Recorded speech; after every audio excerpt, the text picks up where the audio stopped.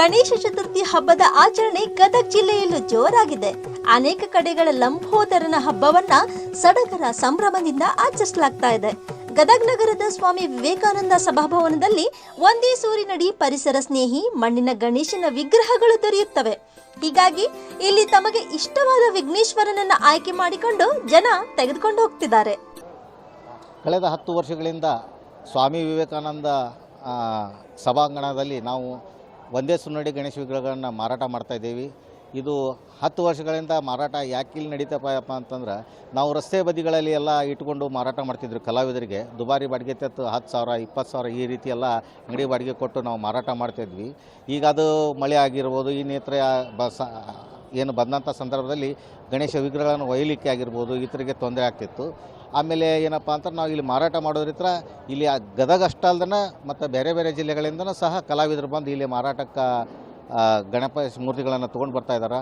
ಇದು ರಾಜ್ಯಕ್ಕೆ ಮಾದರಿಯಾಗಿದೆ. ರಾಜ್ಯದಲ್ಲಿ ಬೇರೆ ಎಲ್ಲೂ ಇಲ್ಲ ಈ ರೀತಿ ಒಂದೇ ಸುನ್ನಡಿ ಗಣೇಶ ವಿಗ್ರಹ. ಇಲ್ಲಿ ನಮ್ಮ ಗದಗ ಜಿಲ್ಲೆಯಲ್ಲಿ ಮಾತ್ರ ನಡೆದಿದೆ.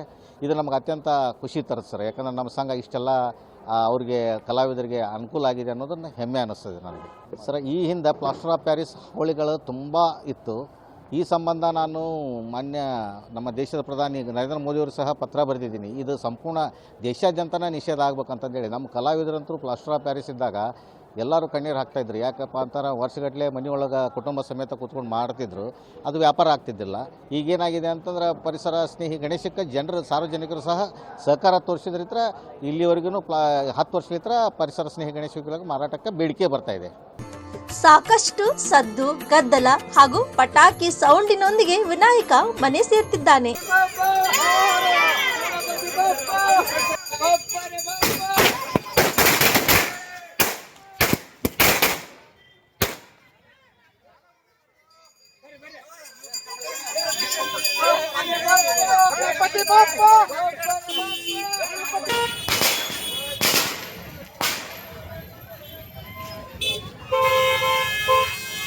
ಗಣೇಶ ಪೂಜೆಗೆ ಬೇಕಾದ ಫಲಪುಷ್ಪಗಳು, ಬಾಳೆ, ಕಬ್ಬು, ಮಾವಿನ ತೋರಣ, ಚೆಂಡು ಹೂವಿನ ಸಸಿಗಳು ಬೆಲೆ ಗಗನಕ್ಕೇರಿವೆ.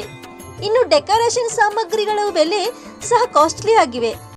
2025 ಗಣೇಶ ಚತುರ್ಥಿ ಇವಾಗ ಸ್ಟಾರ್ಟ್ ಆಗ್ತಿದೆ. ನಾವು ಗಣೇಶ ನೋಡೋಕೆ ಬಂದಿದ್ದೀವಿ. ತುಂಬ ಖುಷಿಯಾಗುತ್ತೆ. ಇಲ್ಲಿ ವಿವೇಕಾನಂದ ಸಭಾಭವನದಲ್ಲಿ ತುಂಬ ಗಣೇಶ ಇದೆ. ಎಲ್ಲ ಗಣೇಶನ ನೋಡಿದ್ರು ಖುಷಿಯಾಗುತ್ತೆ. ಯಾವ್ದು ತೊಗೊಳ್ಬೇಕು ಯಾವ್ದು ಬಿಡಬೇಕು ಅಂತಲೇ ಆಗಲ್ಲ, ಅಷ್ಟೊಂದು ಚೆನ್ನಾಗಿದೆ.